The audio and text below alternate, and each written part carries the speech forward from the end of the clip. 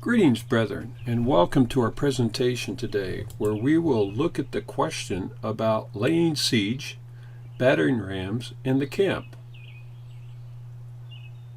And we will begin with a historical analysis and reconsideration of these topics and ask the following questions, such as how can we lay the siege today on Mother, that is, the Seventh-day Adventist Church? And what are the battering rams? And do we need a camp today? And if so, where and how is it going to take place or go about?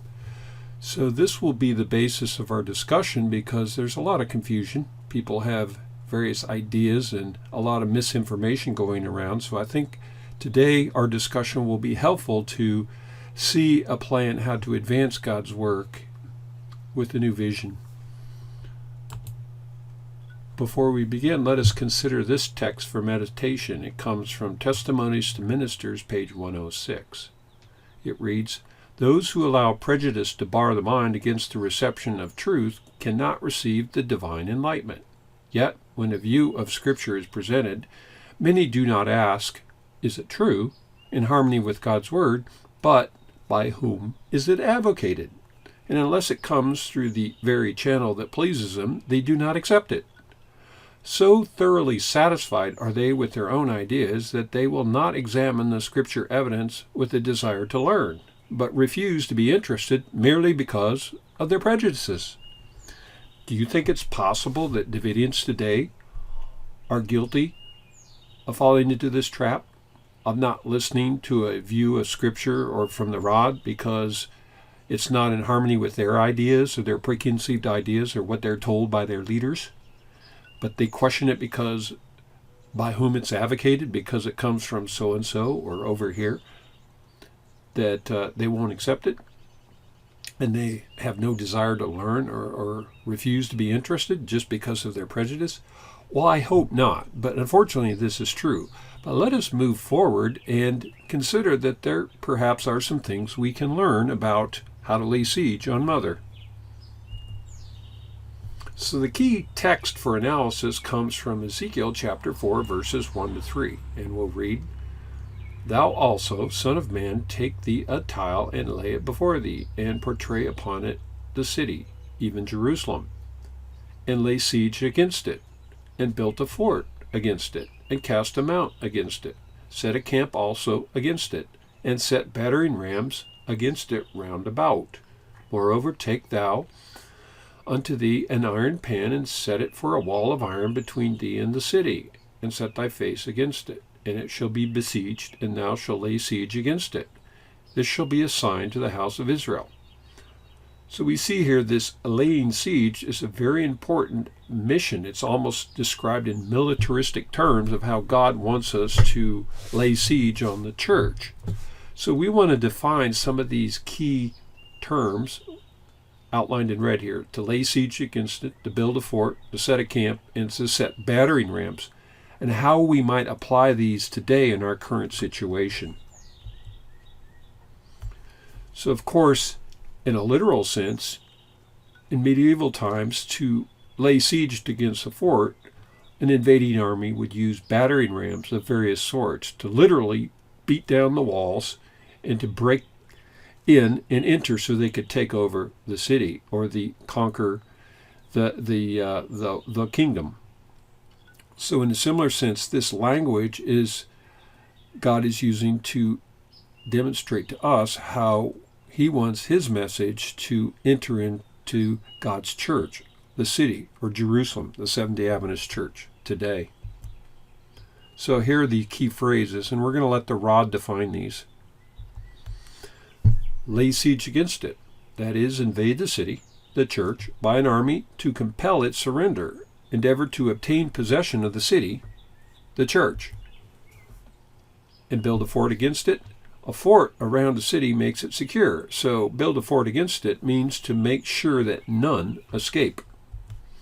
And set the camp also against it, that is, make temporary lodging places, that is, make preparation to remain there until you have conquered the city. And this comes from Shepherd's Rod Book, Volume 1, page 128, published in 1930. So here's an additional definition of in setting battering rams against it round about, or, as in the margin, chief leaders, meaning an instrument with which to blow or strike. Ram as a male sheep, which is used as a symbol of God's men, and they are to batter round about until the city is taken. The instrument which they batter with is a clear-cutting, convincing Bible truth. Shepherd's Rod, Volume 1, page 128.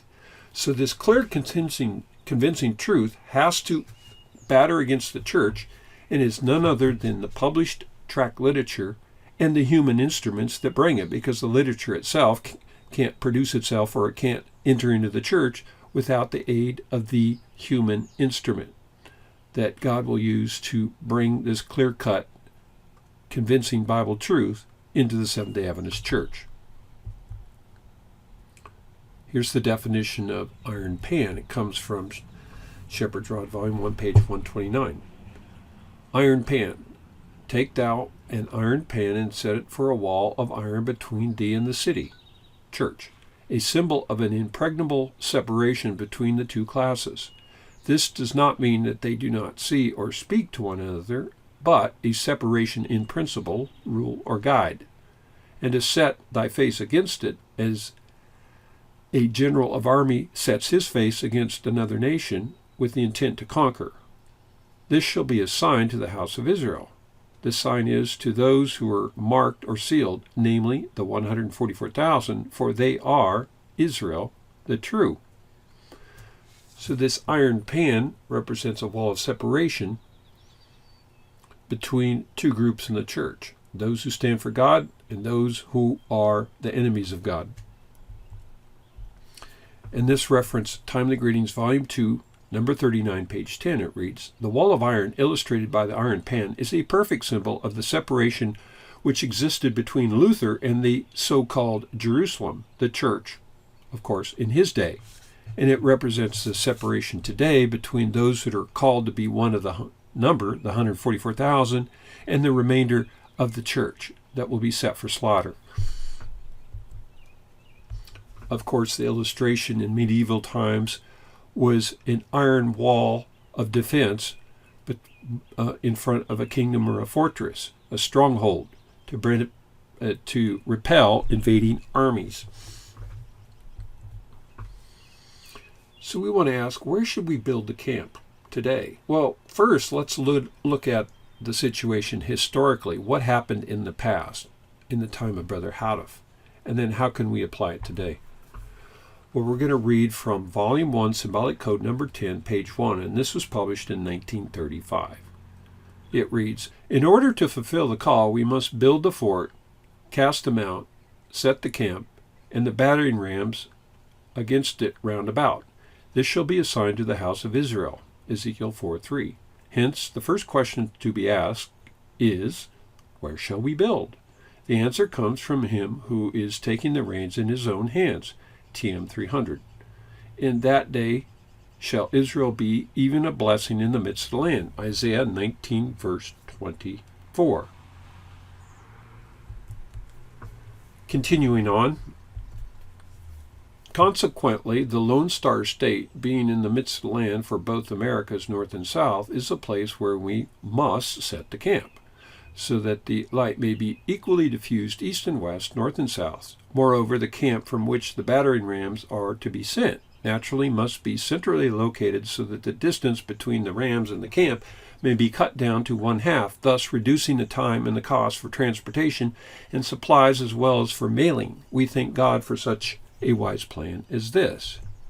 And continuing on, "Therefore he has given us one of his beautiful lakeside hills adjacent to Waco, Texas, a city of about 60,000, yet far enough from it to be away from the world in its evil environment, about 5 miles from the center of the city, and about 2.5 miles from the city limits. There lies the 189 acres of land for our camp." Now, of course, this was what was fulfilled from 1935 to 1955, historically. But these evidences, or these applications are no longer applicable today for many reasons. One of them being that today this location is completely surrounded by the city. It's no longer in a rural environment. It's in the midst of an evil city environment. Furthermore, that property was sold off as ordered by the prophet, and there's no instruction to return there. So we have a separate video that covers this in detail. We'll have a link down in the description box below where you can watch the video about Waco. Is that the place today? So please do that if you haven't before. So we need to look at the understanding of that key verse, Isaiah 19:24, in the midst of the land. Is there a progressive application? Well, Old Mount Carmel, Center, Waco, Texas, that existed under the direction of the prophet Brother Houteff from 1935 to 1955, was in a rural location, as you see here clearly in the image, this aerial image showing the various branches of the work: the agriculture enterprise, peach orchard, the administrative buildings, the residential places, the gate. You can clearly see here that this is out in the country, out in the woods, away from any evil city environment. This is not true today. If you take an aerial view of this area, it's completely city. Over on the left here, we have, of course, the infamous B8 building, which still stands, but is not, it's in the hands of a private prep school, Vanguard Prep School. So this historic building does not belong in the hands of any Davidian, nor will it ever be. So this view of Isaiah 19:24 about the midst of the land is progressive, and we can't ignore this. Here's the key verse. In that day shall Israel be the third with Egypt and with Assyria, even a blessing in the midst of the land. So how do we understand this verse? Well, there's two applications. And this chart shows you clearly here, before 1937, the view found in Volume 1, Symbolic Code number 10, page 1, was, in that day shall Israel be even a blessing in the midst of the land. Consequently, the Lone Star State, being in the midst of the land for both Americas, North and South, is the place where we must set the camp. That was the truth before 1937. After 1937, of course, 1937 was when a knowledge of the truth of the kingdom, the future gospel headquarters in Palestine, came about. And that's when Brother Houteff revised the proper understanding of Isaiah 19:24. And we read this in 9-track, page 17, which reads, this purified class who stands steadfast during the shaking in the midst of the land, the church, Isaiah 19:24, is also brought into focus in Isaiah's prophecy, chapter 24, verse 14. They shall sing for the majesty of the Lord, whereas in verse 16 is projected a subsequent purified class who are gathered from the uttermost part of the earth, and from whom are heard songs, even glory to the righteous. The shaking, in other words, garners first and second fruits of saints, one from the church in the midst of the land, and the other from the world, the uttermost part of the earth. So clearly here, the midst of the land in the future will be the first fruits, the place where the 144,000 are gathered from, the church, the Seventh-day Adventist Church. And look at this reference in track 14, page 17. It reads, thus in his infinite mercy would the Lord lift the burden of Nineveh today, even as he did in the ancient day. Indeed, it is for a blessing in the midst of the land, even to all nations, that he is to effect the church a liberation from Syrian yoke. So, of course, this is yet future application when God separates the 144,000 and brings them over to Palestine, the future gospel kingdom headquarters.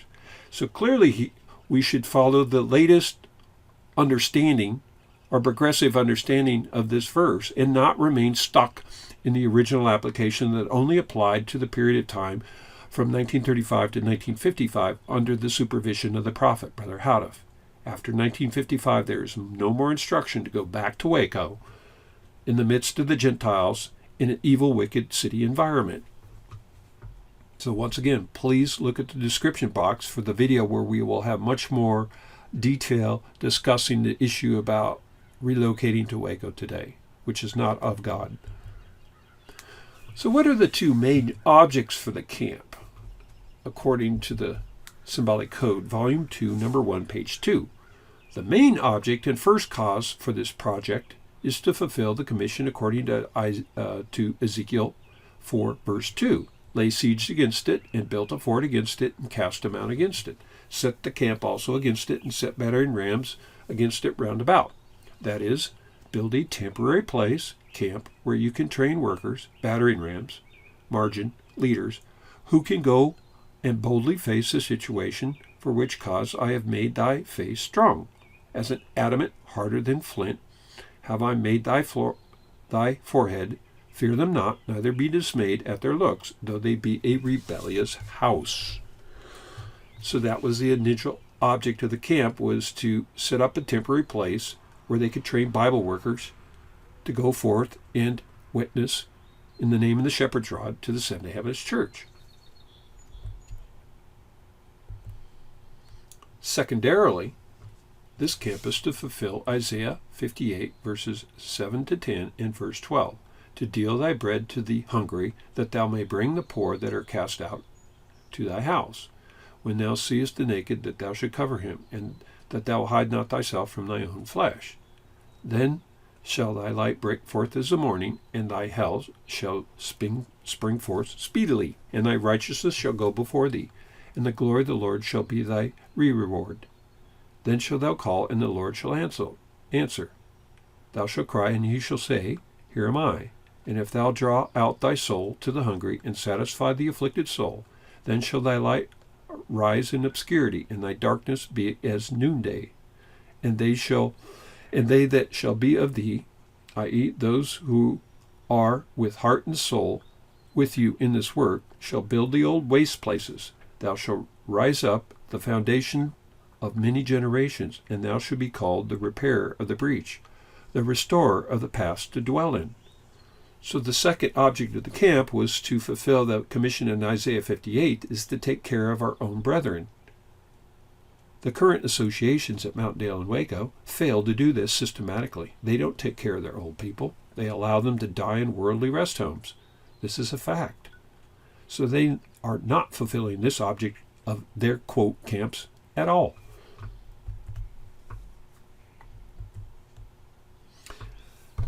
Look at this. Therefore, outside these two classes, the workers for training and the worthy poor who need our help should be out in the field doing what they can to bring the light of truth to our brothers and sisters throughout the world, which is to place the seal of God in our foreheads so that we can escape from the slain of the Lord, Isaiah 66, verse 16, and then be sent to all nations to bring the second fruits into the house of the Lord, verses 19 and 20, and then shall the end come, Matthew 24:14.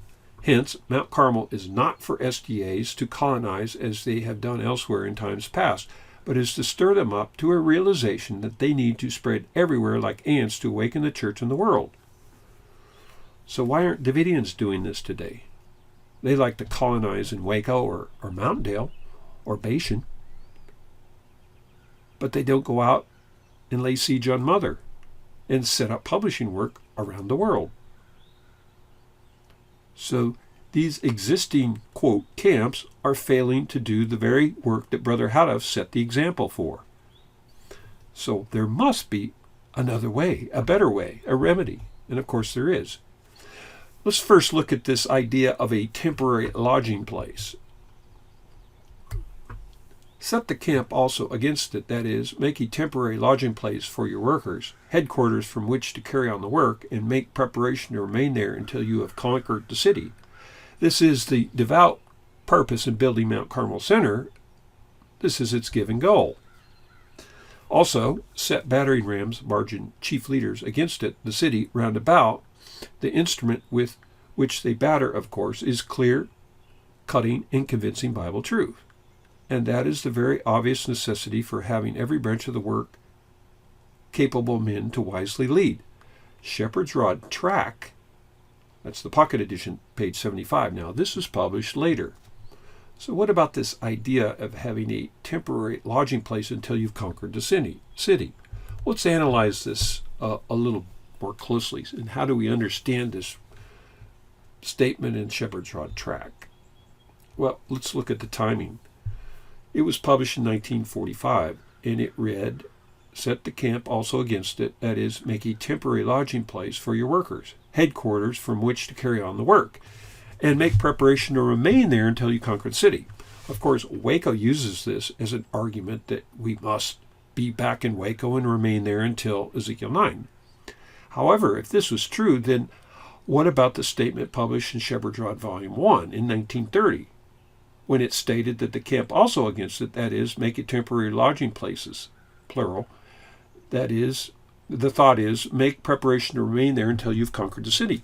Well, where was the camp in 1930? It was in Los Angeles. So why didn't they remain there in Los Angeles until they conquered the city? It's obvious that we cannot apply this to the idea that you can't move the camp or the storehouse, because the fact is that after Brother Houteff died, that the storehouse has moved, or the publishing houses, and it's moved many times. And that case can be well proven.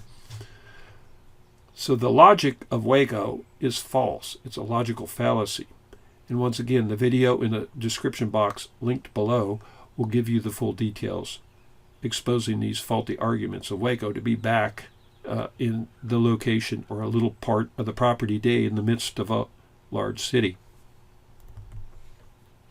So what's the summary on 1 track, page 75? If, by the statement, make preparation to remain there until you've conquered the city, the prophet meant the physical site, the actual location, then he should have kept the headquarters in Los Angeles, California, because the same instruction was given in California before he relocated the office to Waco. Therefore, the reference in 1SR, track, page 75, cannot be interpreted to mean that the headquarters was never to leave the physical site, Waco. And that's, of course, that the facts of history confirm that. After Brother Houteff died, the property was sold off and liquidated, and God's storehouse moved. It relocated, and it's moved several times since. We have videos on the history of the God's storehouse, and a link in the description box below to document how the storehouse moved after 1955, onward up to the present day. So the fact stands that the land, the original property, was sold, and Mount Carmel's purpose under Brother Houteff was fulfilled. We'll read this, one of the last things Brother Houteff ever published, 10 Symbolic Code, number 1, page 3, published 1954. Now again, with even greater emphasis towards their goal, Mount Carmel Center makes the following announcement to all faithful Davidians who will realize that this good news is perhaps nothing short of a sign. Mount Carmel Center, by commencing first to sell off its excess property, then the whole, is symbolically leading the way to the program that is outlined in the Bible and the Spirit of Prophecy. Of course, that was the hunting program. Yes, with the city coming to our very doors, the peach orchard must go. 10 Symbolic Code number 2, page 13. And on page 17 of that code, I am greatly impressed by the things I have seen and heard about the building up of Mount Carmel in the early days, and the progressive selling off the land tracts as its purpose is fulfilled. Did you get that? The purpose of Old Mount Carmel under Brother Houteff was fulfilled. The Shepherd's Rod message by 1934 was complete, and now ready to be distributed as leaves of autumn throughout Laodicea. So how are we going to do that now that this original property was completely sold off and is in the hands of the Gentiles? Well, which camp today? Because after Brother Houteff died, we have all these rival factions. On the left, we've got Salem, South Carolina, under Don Adair. Is it that camp? Or what about Bashan Hill, that was started by M.J. Bingham in the 1960s and is under leadership of his son, Trevor Bingham? Are they the camp? Do they teach the same things? Are they in harmony with the original Shepherd's Rod? No, unfortunately not. Or what about these camps today? On the left, Mount Dale, New York, and on the right, a portion of the original Old Mount Carmel, Waco, Texas. They make it look like it's in the country, but this is in the middle of a city, and that's a Presbyterian church with a pagan cross out in front. So that's all they have left, is a couple acres from the original. Are these the valid camps? Well, the answer is no, because they do not follow the teachings of the original Shepherd's Rod. They're Florence Houteff followers. They follow her literature, they follow her leadership model, and they publish her symbolic codes. So what about the idea of publishing houses worldwide? It's right here in the Spirit of Prophecy. Testimonies, Volume 7, page 140. Let's read. From them is to go forth the terrible denunciation, Babylon is fallen, that great city, because she made all nations drink of the wine of the wrath of her fornication, verse 8. They are represented by the third angel that followed, saying with a loud voice, if any man worship the beast in his image and receive his mark in his forehead or in his hand, the same shall drink of the wine of the wrath of God, verses 9 and 10. In a large degree, through our publishing houses, is to be accomplished the work of that other angel who comes down from heaven with great power and who lightens the earth with his glory. Now look at this, brethren. Think about this. Analyze it. It's saying that in a large degree, through our publishing houses, notice, plural, not one, but many publishing houses, is to be accomplished the work of that what? That other angel comes down from heaven to give great power and force, who lightens the earth with his glory. Well, what is that other angel? That's the fourth angel of Revelation 18, that joins with the three angels' message and gives them power and force when it's repeated. Babylon is fallen, is fallen. And we know that inescapably that that's none other than the added light of the judgment of the living found in the original Shepherd's Rod message. So this was never fulfilled in Ellen White's day through the Seventh-day Adventist publishing houses. It can only be fulfilled in our day through publishing houses that publish the original Shepherd's Rod message. The added light of that other angel that comes down from heaven with great power. It's inescapable. So how are we going to do this? Well, we need to publish the Shepherd's Rod literature worldwide to reach 21 million Seventh-day Adventists that are scattered all over the world. The situation is different today than it was in Brother Houteff's day, when there was less than 1 million Seventh-day Adventists worldwide. So how can we lay siege today? Let's think about this and have a rational discussion rather than be bait hunters and go by what our leaders or report and gossip to us. The storehouse, the original Shepherd's Rod tract literature, needs to be published in locations around the world to reach 21 plus million Seventh-day Adventists. It's only logical. How are we going to batter against the church unless we get that present truth literature to beat on the door and have the human instruments to publish it? Although there is one storehouse, one and one only original Shepherd's Rod message, there needs to be many publishing houses to reach Mother according to the plan outlined plainly in 7 Testimony, Volume 7, pages 138 to 150. Take your time and read it and analyze it and put it in its proper context. Anyone, even one family or a single individual, can print their own original Shepherd's Rod tracts and distribute them as the leaves of autumn to every grass in the field. It's perfectly possible. You don't need to ask permission. You don't need to bow down to a tyrannical executive council and ask their permission. They are not the voice of God to the people. We go by the instruction found in the Golden Bowl.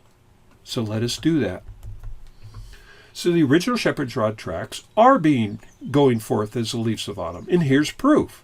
Here's storehouses that have been established in the islands of Vanuatu, the brethren on the left, with their first installment of tract literature. They're publishing this now by the thousands to distribute in that part of the South Pacific. And here, over on the right, brethren in the country of Zimbabwe in southern Africa. Now, happy and joyful to be publishing the tracts by the hundreds for distribution to feed their long-starved flocks who have been neglected and abandoned by the apostate Mount Dale storehouse that fails to feed them. So, brethren, it's happening.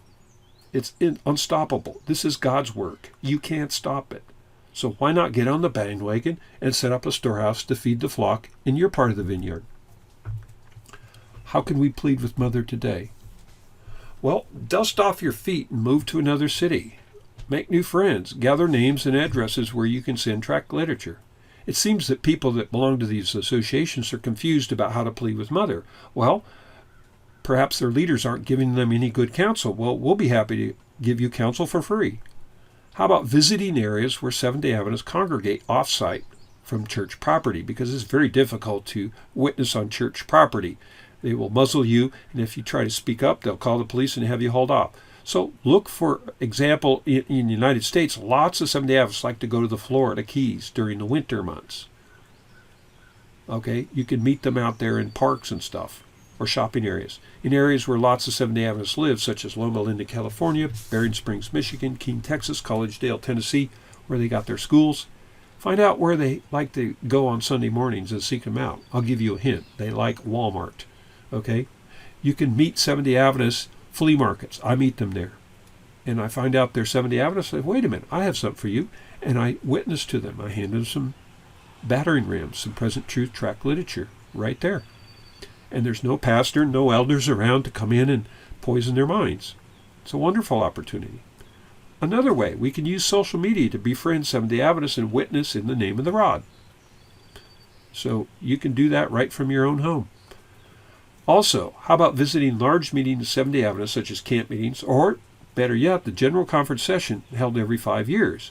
Make use of the charts, the large Shepherd's Rod study charts, the originals, the inspired ones, and public sidewalk or free speech areas for street preaching while the door is still open. They're not about to let you come in and gain an audience in their venue that they rent, but you can certainly stand out on the sidewalk where all these Adventists are milling around and interact with them. It's a great opportunity. Let the artwork speak. And here's an example of a brother in San Antonio, GC Session 2015. Out on the sidewalk, yeah, there were people there doing their political campaigning and so forth. Make friends with them, but have your table with the literature and let those charts speak. Because those Adventists come by the thousands and they see, and every once in a while somebody stops, and you can step up and show them the vision of Zechariah 6. They don't know anything about it. It's a great opportunity. And give them the literature.